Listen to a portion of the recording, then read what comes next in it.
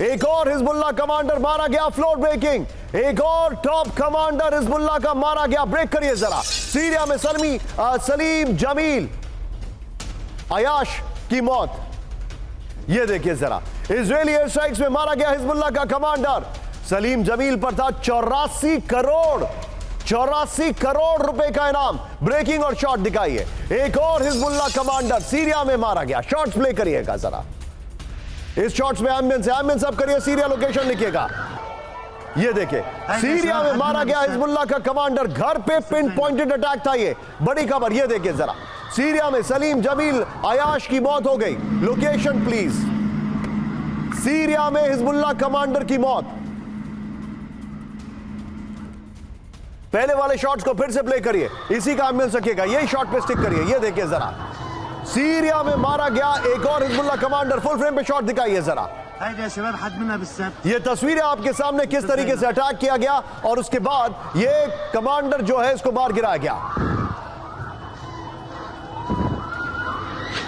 आइए जरा इसके जरा पांचों तस्वीरें दिखाते हैं। ये देखिए जरा, पांचों तस्वीरें देखिए जरा। मारा गया हिजबुल्लाह का कमांडर। तस्वीरें देखिए। जो जानकारी है, सीरिया में आईडीएफ की एयर स्ट्राइक हुई। पहले दूर से बम दिखा, फिर देखा गया कि घर में पिन पॉइंटेड अटैक हुआ है, जिसके विजुअल्स हम आपको दिखा रहे हैं। वहां पे गाड़ियों में रैकेट था, एक बिल्डिंग को टारगेट किया गया था।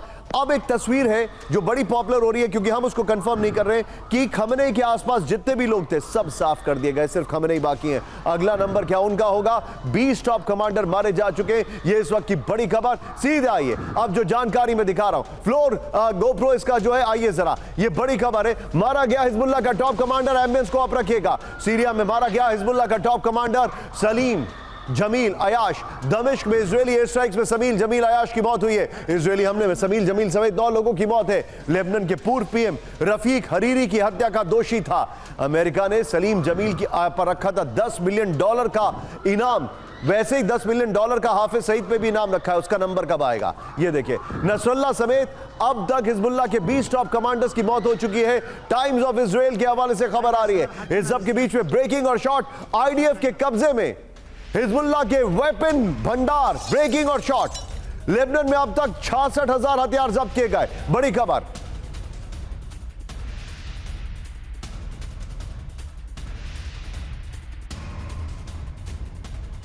यह देखिए जरा, जब्त हथियारों में 6,000 विस्फोटक। वॉल स्ट्रीट जर्नल के हवाले से जानकारी है। 3,000 से ज्यादा एंटी टैंक मिसाइलें जब्त की गई हैं। अब तक 1500 हिजबुल्लाह लड़ाकों की मौत।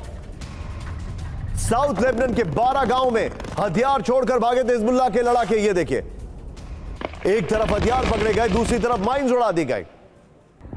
लेकिन अब आज की सबसे बड़ी खबर, फ्लोर ब्रेकिंग। जूम इन करके आएंगे। पहले लेंगे फ्लोर, फिर आएंगे फोर्थ पर, और बख्शी सर से मैं इस पर रिएक्शन लूंगा। बड़ी खबर। ब्रेक करिए जरा। इजराइल का गाजा पर कब्जे का प्लान। ब्रेक करिए जरा। लंबे वक्त तक गाजा में आईडीएफ के रहने की तैयारी। गाजा में आईडीएफ का आधुनिक सैन्य बेस तैयार।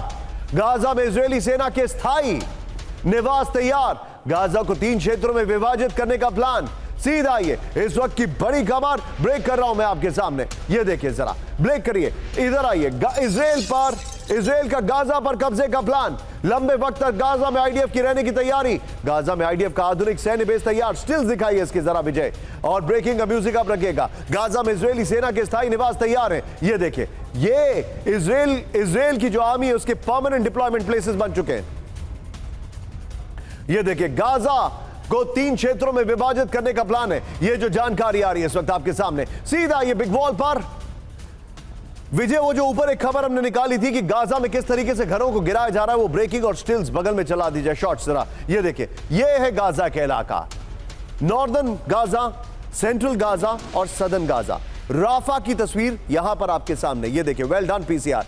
राफा में किस तरीके से मकान को घिराया जा रहा है, सपाट किया जा रहा है, और इनकी प्लानिंग क्या है वो मैं दिखाता हूं। इजराइल का गाजा पर पूरी तरह से कब्जे का संकेत है। इस वक्त की बड़ी खबर, लंबे वक्त तक रहने के लिए गाजा में इजराइल का सैन्य बेस तैयार हो चुका है। बड़ी खबर, ये देखिए। फिर गाजा को 3 अलग अलग क्षेत्रों में विभाजित करने का प्लान है। नेक्स्ट दिखाइए, वो नॉर्थ, सेंट्रल और साउथ गाजा को अलग करने के लिए नेटजारिम कॉरिडोर बनाया गया है। मैं चाहूंगा यही वाली वॉल लीजिएगा, इसी खबर की ब्रेकिंग और शॉट लीजिए, और बख्शी सर के पास चलिए। बख्शी सर, क्या यह समझा जाए कि गाजा की कहानी फिलिस्तीन के लिहाज से खत्म हो गई, अब वो इजराइल का नया बेस बन गया है?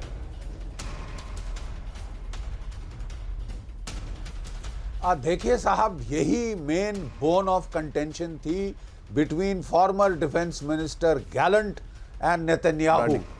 गैलेंट नेतन्याहू से पूछ रहे थे कि हमारा काम गाजा में ख़त्म हो चुका है, हम अब वहाँ क्या कर रहे हैं, आपका पोस्ट ऑपरेशन प्लान क्या है, कब विड्रॉल करेंगे।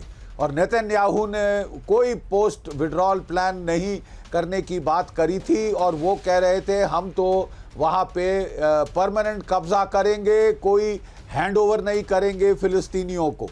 तो ये जो है, इसके चलते गैलेंट साहब को पोस्ट से हटा दिया गया है। ठीक है साहब। और गैलेंट साहब ये भी कह रहे थे कि आप सीज फायर की बात क्यों नहीं कर रहे गाजा में, ताकि हॉस्टेजेस को रिलीज कराया जाए। अगर इस टाइप की कार्रवाई हुई तो क्या सीज फायर होगा। और वो लोग तो कह रहे हैं कि नहीं, हमास की गलती है सारी। लेकिन गैलेंट साहब का कहना था कि अब हमारा कोई काम नहीं है गाजा के अंदर, हमको फोकस करना चाहिए हिजबुल्लाह की तरफ। ठीक है। इसी के चलते काफ़ी रिफ्ट रहा है इजरायली कैबिनेट के अंदर। और अब तो गैलेंट साहब हटा दिए गए हैं और वो ये बेस बनाकर परमानेंट कब्जे की वो बात कर रहे हैं। उसमें भी उनका भी लॉजिक ठीक है कि साहब हम यहाँ खाली करेंगे, 2-3 साल में दोबारा हालत will be back to square one और हमको यहाँ पे नए हमले यहाँ पे हो रहे हैं। देखिए, टैक्टिकली इजराइल जीत रहा है, हर लड़ाई जीत रहा है, लेकिन स्ट्रैटेजिकली लॉन्ग टर्म क्या प्लानिंग है, क्या वो 2 स्टेट सोल्यूशन करेंगे या नहीं। You see how will strategically long term की जो प्लान है अभी वो हमको नहीं दिखाई दे रहा कोई। हम टैक्टिकल विक्ट्रीज पे लेकिन सर ट्रम्प क्या करेंगे? हमने ट्रम्प को कांटों का ताज क्यों पहनाया है?